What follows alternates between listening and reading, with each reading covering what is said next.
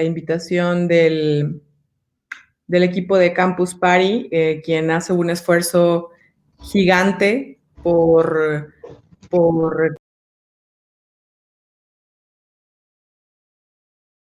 interesantes y que nos da la oportunidad de poder escribir la historia de lo que queremos en torno a cualquier cosa de la que estemos conversando acá. Derechos, libertades, nuevos proyectos, etcétera.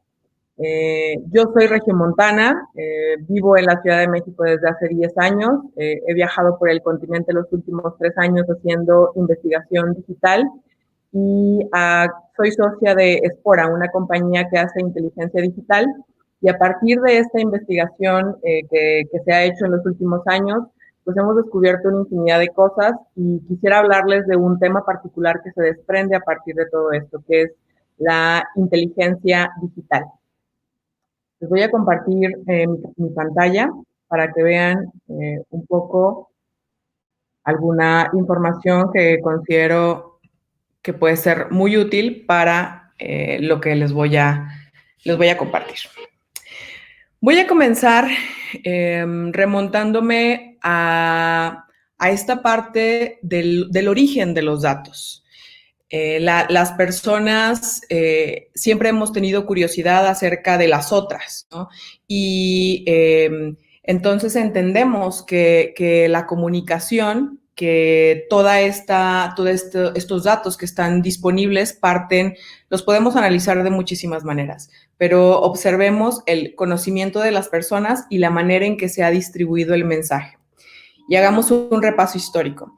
Si nos vamos y entendemos cómo ocurrían las cosas en Grecia, el conocimiento de las personas tenía que ver con la parte oral, ¿no? Y era un análisis que hacían muy encabezado por los sofistas, ¿no? Que evaluaban desde una óptica de la lógica, de la dialéctica, de la retórica, y que entonces al momento de estar congregados entre grupos de personas conversaban de manera, esta era una conversación, una interacción oral, y se daban también otros espacios de congregación como el ágora, donde el mensaje se distribuía, ¿no? Es decir, toda la información que se recopilaba, el análisis sobre lo que se decía en las calles, se centraba en el ágora. Si vamos entonces a la época de la Roma, donde seguía muy fuertemente la tradición oral, imponiendo la manera en que se entendía a las personas, pues entonces hablamos de estas épocas en las que los confesionarios eran altamente relevantes, donde incluso existían perfiles que se llamaban vigilantes, como hoy en día podemos hacer una analogía con incluso con el Internet, que está constantemente monitoreando lo que están haciendo y al mismo tiempo conociendo a las personas. En la época romana, el mensaje se distribuía a través de las columnas y los púlpitos, que eran estos espacios donde una persona hablaba en torno a lo que otras personas estaban hablando. Todavía no existía la parte escrita, entonces todo era de boca a boca.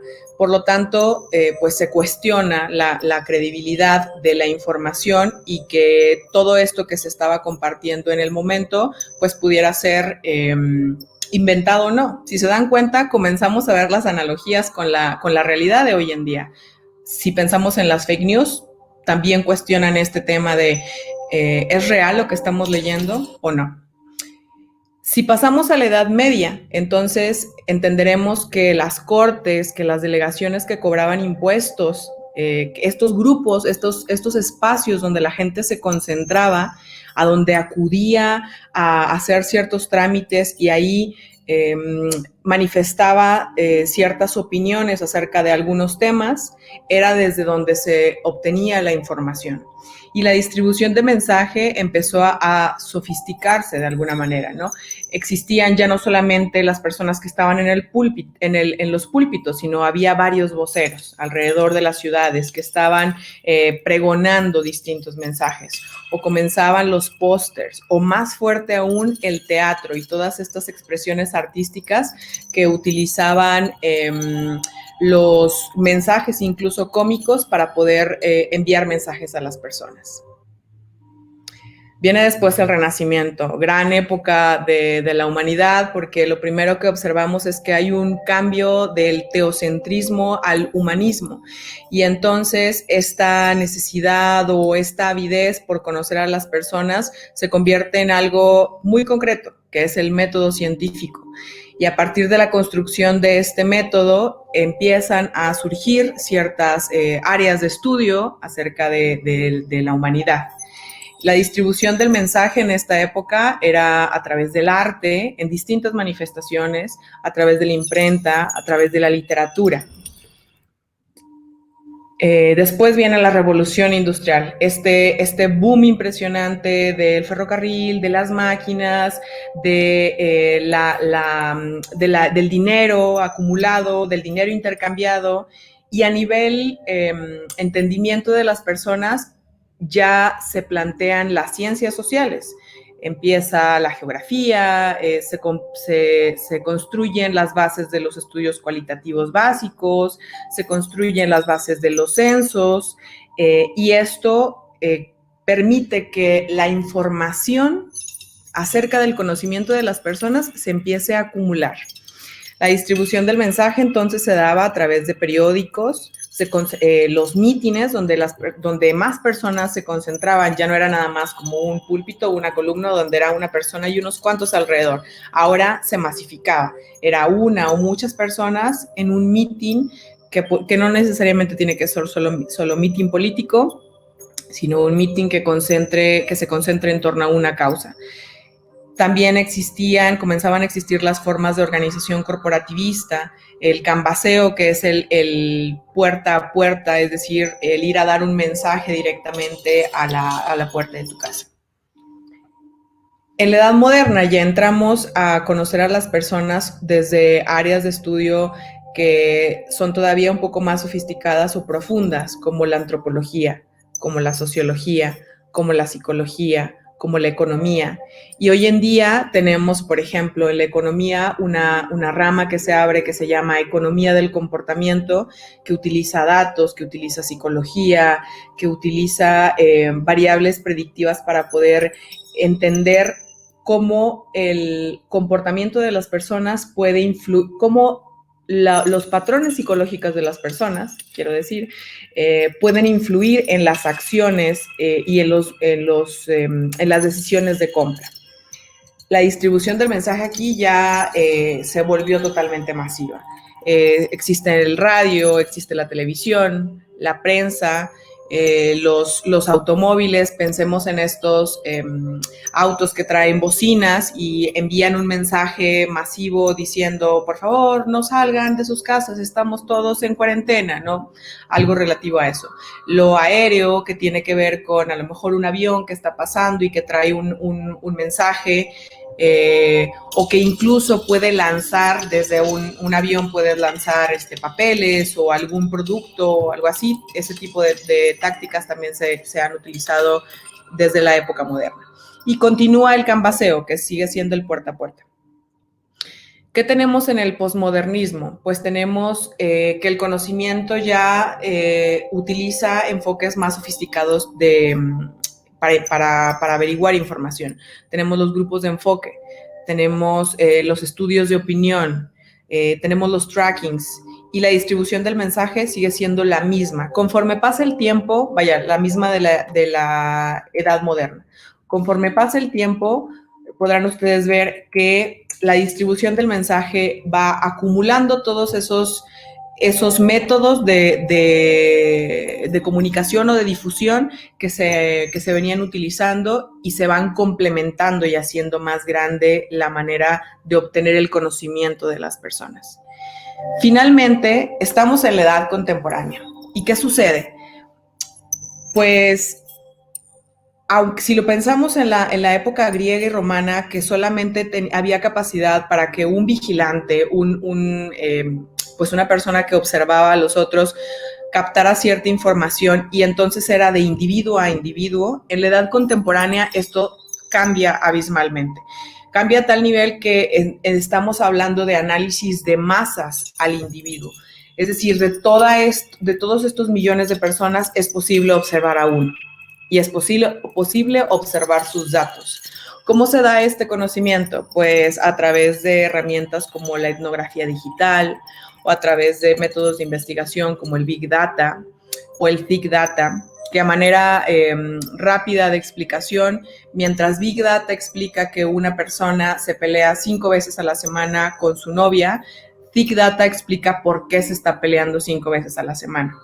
Es decir, ya no solamente cuantificamos, sino podemos entender los porqués de esas categorizaciones que se van dando en los públicos o en el conocimiento que tenemos de las personas. O el neuromarketing, o la biotecnología, o la psicología cognitiva, o la economía del comportamiento. Todas estas herramientas son las que hoy en día se utilizan para conocer a las personas. Y la distribución del mensaje se da ya no solamente a través de aire, de aire y de tierra, que era lo que anteriormente se utilizaba, sino se incluyen la línea, es decir, todo lo que tiene que ver con Internet y la telefonía. Esta primera parte que les cuento es para que tengamos conocimiento total acerca de cómo es que todos estos datos que circulan alrededor se han venido recopilando, la manera en que se ha sofisticado la recopilación de la información. Ya previamente a entrar a la parte de específicamente los datos, quisiera también que hagamos una pausa para poder entender qué características tiene la sociedad red, cuáles son estos universos que convergen con la sociedad red.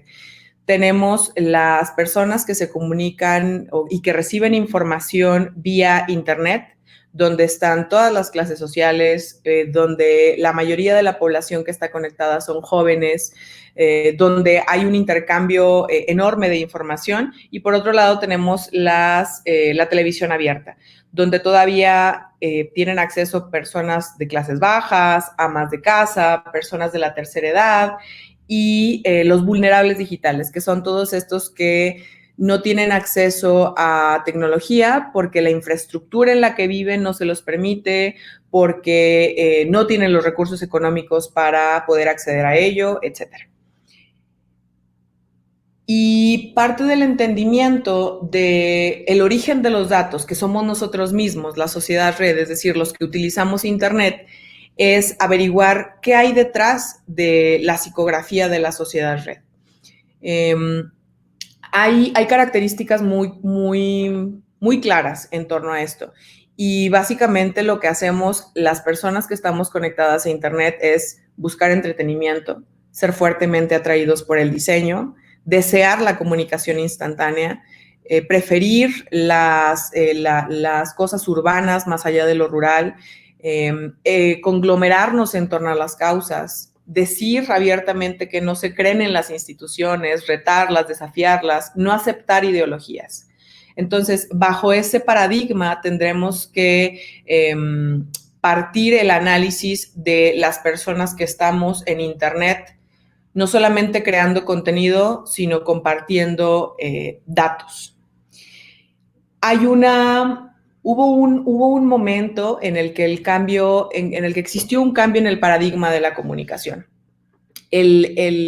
Anteriormente existía un emisor y un receptor. Y bueno, es de hecho es lo que está ocurriendo en este momento. Yo estoy emitiendo un mensaje y hay un grupo de personas que están recibiendo esta información que yo estoy compartiendo. En Internet, este paradigma se rompe y ya no hay un centro, sino hay nodos de comunicación. Es decir, hay muchas personas que pueden estar conversando al mismo tiempo, como de hecho también está ocurriendo en Campus Party. Hay más conversaciones al mismo tiempo hablando de N cantidad de temas. Y cada uno de nosotros se podría decir que somos influenciadores.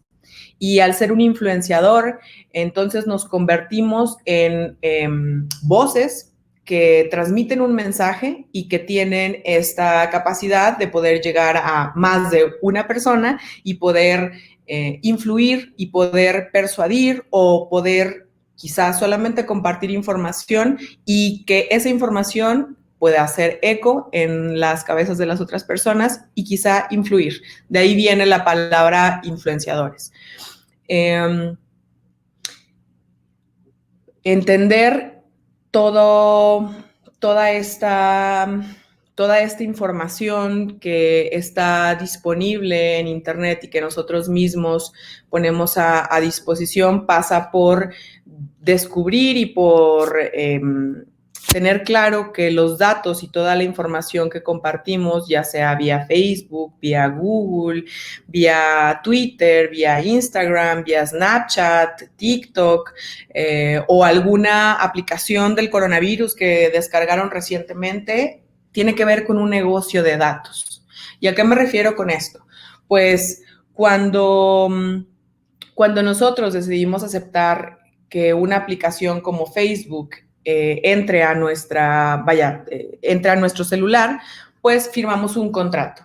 Y al Facebook ofrecernos a nosotros un repositorio de información donde podemos almacenar fotos, imágenes, comentarios, tener conversaciones con amigos, hacer llamadas gratuitas con amigos, entonces lo que estamos dando a cambio es nuestra información. ¿Qué específicamente? Prácticamente todo. Hay un minado de puntos de comportamiento que identifica nuestros patrones de consumo, nuestros hábitos, nuestras aspiraciones, nuestros miedos, nuestros valores.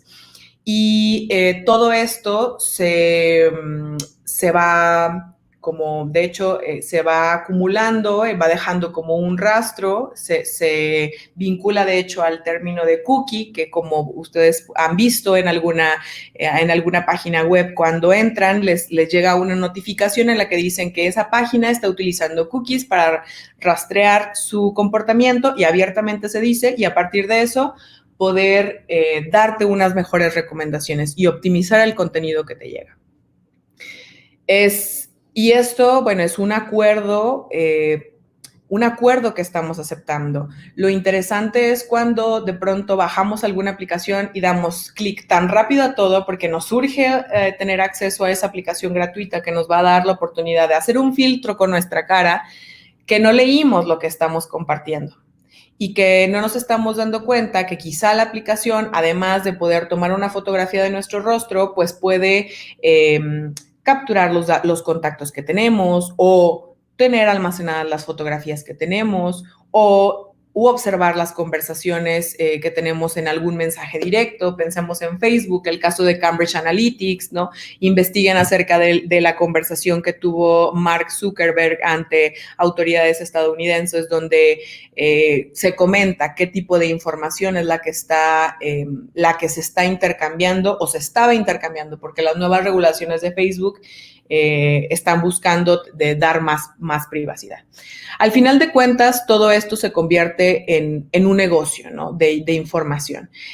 Si lo pensamos desde la óptica de mercadeo, desde la parte de marketing, pero también hay otro enfoque. Y aquí es donde entramos a observar qué es lo que ha pasado en el marco del coronavirus. Hay un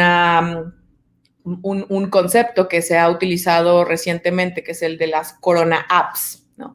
Y entonces tenemos una aplicación o muchas aplicaciones que han sacado a la luz, por ejemplo, el gobierno argentino, que es esta que pueden ver acá, o el gobierno ecuatoriano, o el gobierno brasileño, o el de Colombia, o el de Bolivia. Las características de estas aplicaciones, pues, son espacios donde las personas pueden acudir a hacer distintas cosas. Uno, hacerse un autochequeo de su salud respecto al coronavirus, tener información básica de qué está decidiendo el gobierno para promover la seguridad, o quizá compartir la georreferenciación, que eso es algo bien interesante, compartir la ubicación para que te puedan decir dónde hay un centro de salud cercano.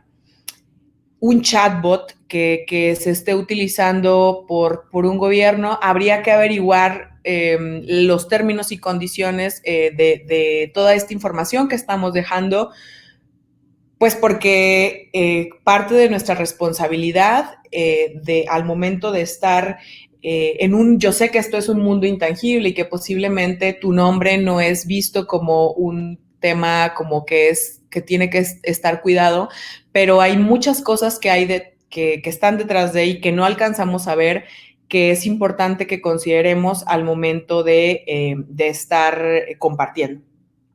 Entonces, hay una frase, un planteamiento que quiero dejar en la mesa y que creo que a partir de esto, bueno, aquí hay poquito tiempo para hablar del tema, pero pensemos, en tiempos de crisis, la narrativa sobre el derecho a la privacidad parece estar rebasado por otras prioridades. ¿Cuáles son estas otras prioridades? La salud, la seguridad y, peor aún, esta falsa sensación de seguridad.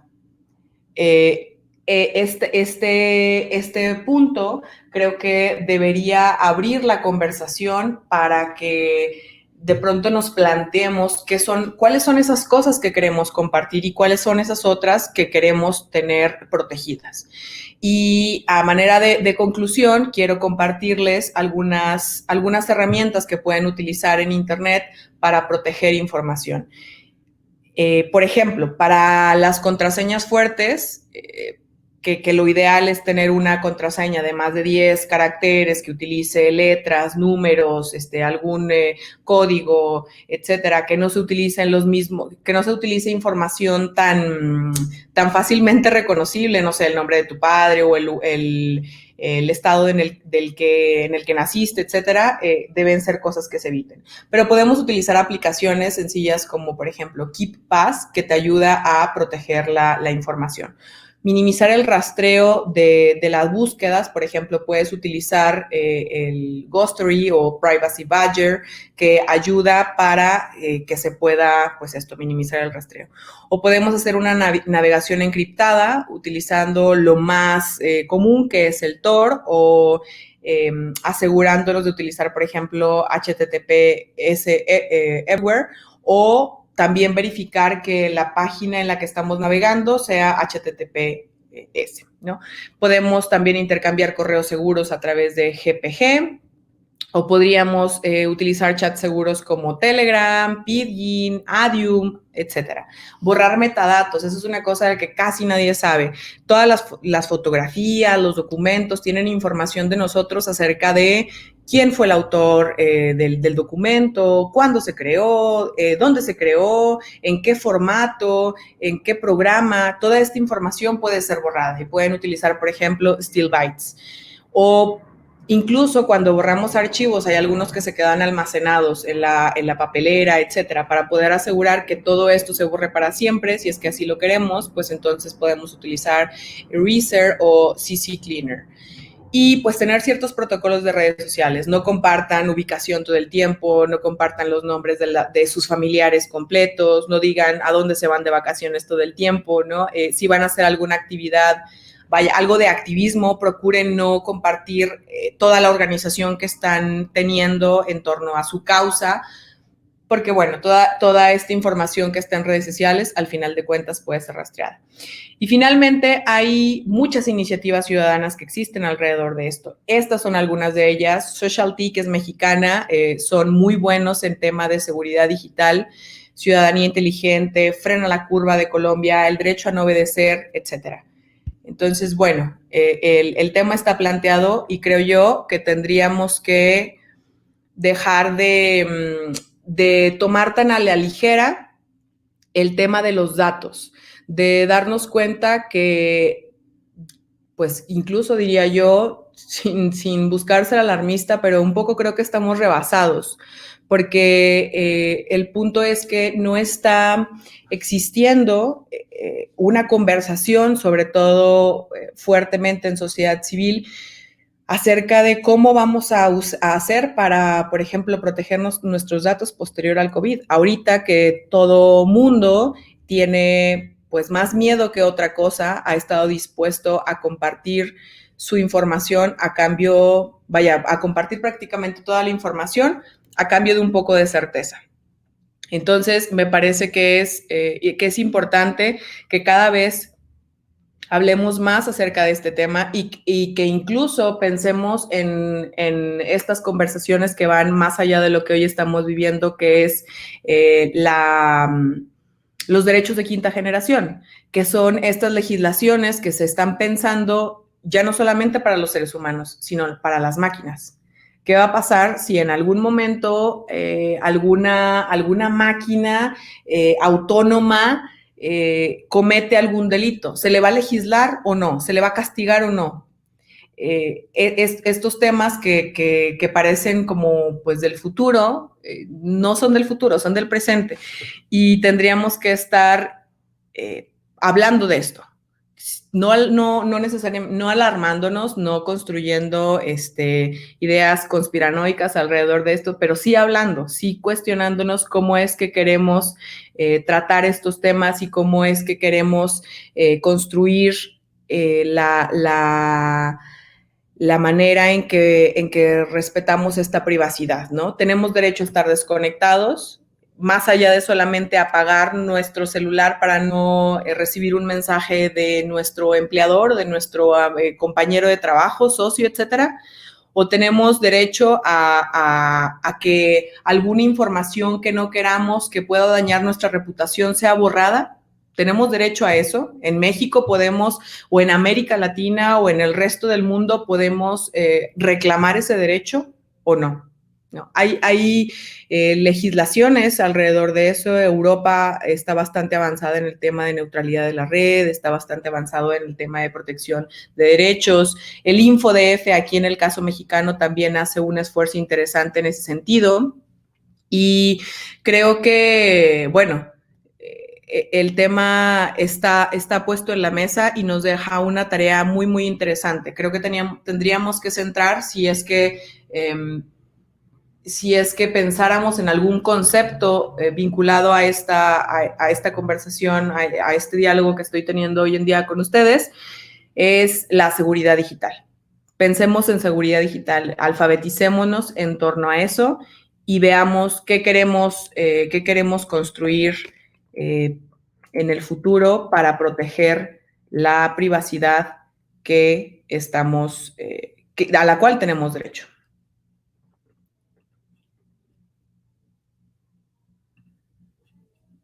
Buenísimo. Me dicen por acá que ya está la sesión de preguntas y respuestas. Entonces, Aldo, ¿crees que las compañías globales de redes sociales se acoplen a las políticas públicas raras del país? Pues yo creo que aquí hay una cosa bien interesante, Aldo. Si nos damos cuenta, más bien lo que están haciendo las compañías es adelantarse.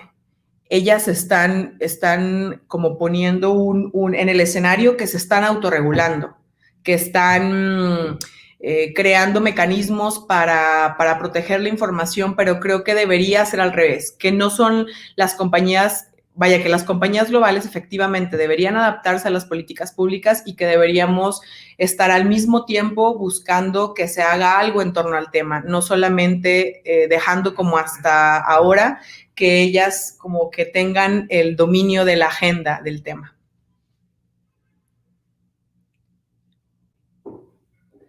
La información, Jazz dice, la información es importante. ¿Qué sugieres para hacer creer en esta nueva era digital a los que me rodean en mi pueblo?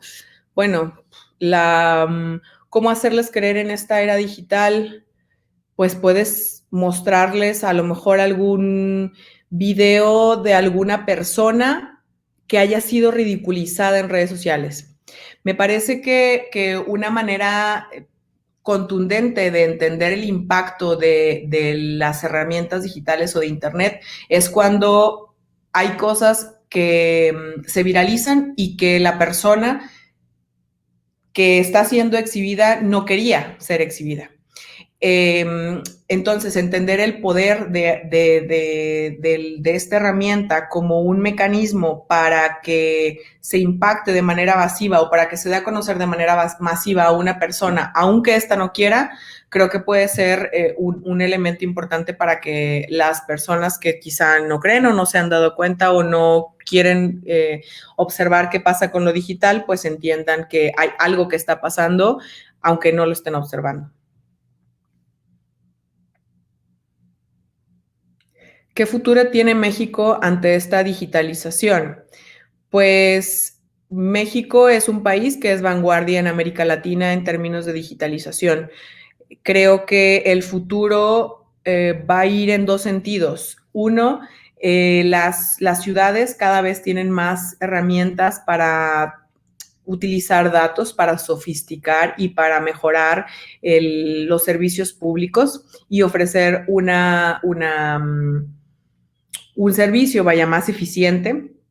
Y por otro lado, esta digitalización pasa por un proceso de alfabetización desde la ciudadanía, que en la medida en que cada vez más personas estén informadas sobre qué es Internet, qué es lo digital, qué son los datos, qué es la seguridad, entonces puede haber quizá más iniciativas como las que les mostré hace rato y ojalá así sea y sea un futuro en el que existen entes que están haciendo pues distintas iniciativas y al mismo tiempo hay ciudadanos que saben qué implica esto, ¿no? Y que están alfabetizados.